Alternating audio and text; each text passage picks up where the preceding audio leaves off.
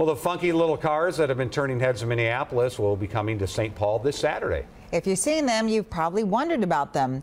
The tiny Car2Go cars that rent by the hour. How much do they cost and how do they work? Who actually uses them?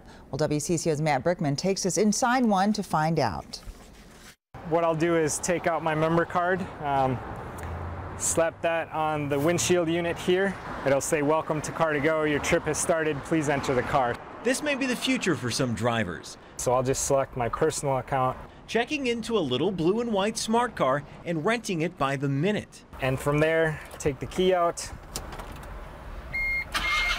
start the car, put my seatbelt on. Since Car2Go launched in Minneapolis last fall, more than 8,000 people have signed up. They pay $35 up front for a lifetime membership and then 38 cents a minute. I take the bus to work, but it's nice when I need to get groceries or if I have somewhere I want to go more quickly.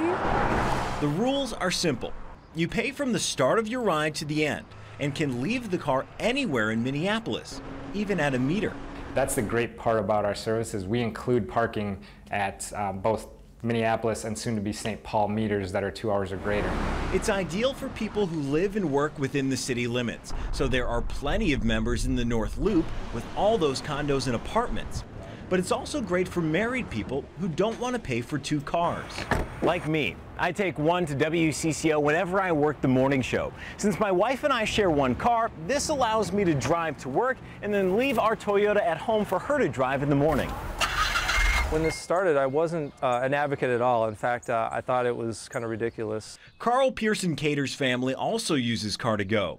He was worried about finding cars in his residential neighborhood, but the map on their app and website show where every car is in real time, letting him reserve the one that's closest. I mean, there's going to always be one. It's just how far away is it going to be? Carl used to drive this Subaru Forester, but when it died, he decided to stick with public transit and Car2Go. He's now saving $200 a month in gas, insurance, and parking. You can drive anywhere, park it, and you're good to go. And that's pretty liberating. Carl and one of his sons even took one home from a Twins game. But the two seats do have limitations, so his wife does more of the heavy lifting with her car. I got 3 boys, and they're all going to be in soccer at the same time. But we dealt with that with 2 cars, you know, trying to be in 3 places at the same time. Car2Go says the average ride is about 3.5 miles, 21 minutes long, and costs about $8. But those numbers will rise when St. Paul joins the system, giving members the flexibility to drive within either city or from one to the other.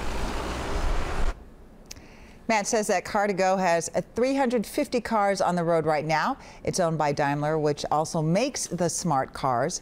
So if they need more for the St. Paul expansion, it won't be hard to get them. There are actually 3 car sharing programs in Minneapolis, although Our Car and Zipcar use slightly different models. And we have links to all 3 websites on WCCO.com.